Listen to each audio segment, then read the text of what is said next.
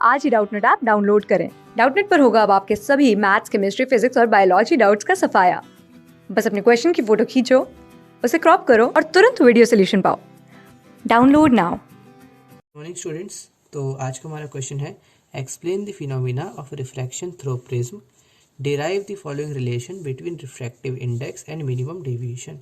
तो बेसिकली देखो, ये अगर हमारे पास एक प्रिज्म है, ठीक है, इस प्रिज्म में कोई लाइट रे जाती है तो ये इसका नॉर्मल बना देते हैं हम लोग, ठीक है। इस नॉर्मल के टुवर्ड्स मुड़ जाएगी, इसको सीधा जाना था बट ये अंदर की तरफ मुड़ गई। अब यहाँ फिर नॉर्मल बनाओ, ये डेंसर से रेयरर तो ये अवे फ्रॉम नॉर्मल चली जाएगी, ठीक है। तो बेसिकली एक बात ध्यान दो, ये अब अपने असली पाथ से कुछ एंगल से डेविएट हो चुकी है। जाना इसको इधर था, चलिए इधर गई। ये जो एंगल है इसे बोलते हैं एंगल ऑफ डेविएशन, ओके। ये है जो एंगल आई यानी कि एंगल ऑफ इंसिडेंस, ये है एंगल ऑफ इमर्जेंस, और लास्टली ये वाला जो ऊपर एंगल है इसको बोलते हैं एंगल ए यानी कि एंगल ऑफ प्रिज्म, ठीक है। तो ये है पूरा का पूरा प्रोसेस रिफ्रैक्शन थ्रू प्रिज्म का, जो मैंने एक्सप्लेन कर दिया, ठीक है। अब इसमें एक छोटा सा फंडा है, वो ये देख लो कि जैसे जैसे हम इस एंगल आई को बढ़ाते जाते हैं ना, तो धीरे धीरे ये डेविएशन की वैल्यू कम होती जाती है एक मिनिमम वैल्यू तक। उसके बाद फिर बढ़ाऊंगा तो ये फिर से बढ़ने लगती है डेविएशन की वैल्यू, कुछ इस तरीके से। तो हमें एक स्पेसिफिक एंगल मिलता है जिसपे मिनिमम डेविएशन अचीव होता है। तो मिनिमम डेविएशन का एक एंगल है जो अचीव हो सकता है, हमें इसी को उठा के डिराइव करने की कोशिश करनी है। तो बेसिकली पहले हम इसको डिराइव करेंगे, उसके बाद हम मिनिमम डेविएशन की तरफ बढ़ेंगे, ओके। तो स्टार्ट करते हैं। इसके लिए एक बड़ा सा क्लीन डायग्राम बनाना, ओके, क्योंकि इम्पॉर्टेंट कंसेप्ट है। ये देखो, तो अगर मेरे पास एक लाइट रे ऐसे जा रही है, ठीक है, यहाँ पे मैं बनाता हूँ एक नॉर्मल, तो लाइट यहाँ से अंदर मुड़ जाएगी, और यहाँ पे मैंने बनाया अगला नॉर्मल और लाइट यहाँ से बाहर चली जाएगी, ठीक है। अब मैं नॉर्मल्स को यहाँ कनेक्ट कर देता हूँ।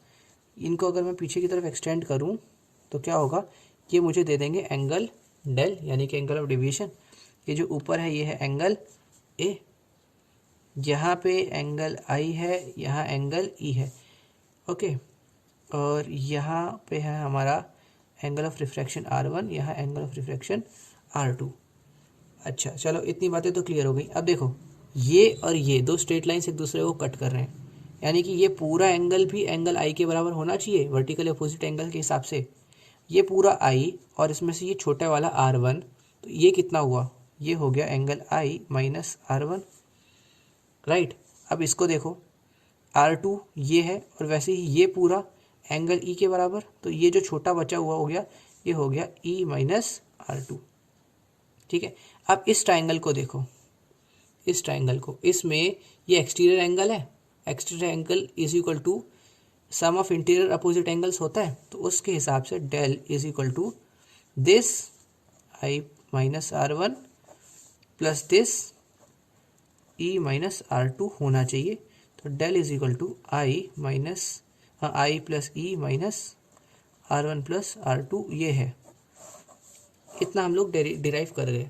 अब हमें क्या पता करना है, R1 R2 इनको किसी और चीज़ में लिखा जा सकता है। देखो अब इस ट्राइंगल को ध्यान से देखो, ये वाला जो ट्राइंगल है ये R1 है, ये R2 है, तो ये वाला एंगल होगा 180 degree minus R1 plus R2।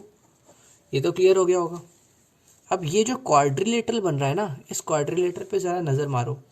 इस क्वाड्रिलेटरल में ये है एंगल ए, यहाँ पे एक नॉर्मल बन रहा है, देखो ये नॉर्मल है इस क्वाड्रिलेटरल में, तो ये 90 डिग्री हो गया, प्लस ये वाला एंगल, ये एंगल अभी हमने निकाला 180 degree minus R1 plus R2, और इधर फिर से 90 डिग्री, और ये सम ऑफ ऑल एंगल्स होता है 360। तो ये 180 प्लस 90 यानी कि ये हो गया 360, और इसको हम काट देते हैं इस 360 से। यहाँ a इज इक्वल टू, इसको उधर भेजो, R1 प्लस R2 पता चल गया।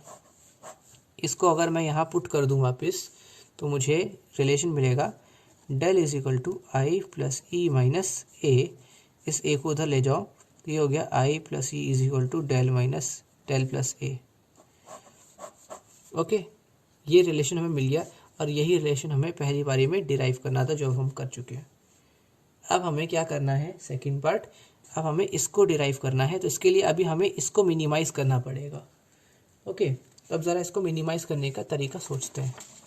तो देखो, बेसिकली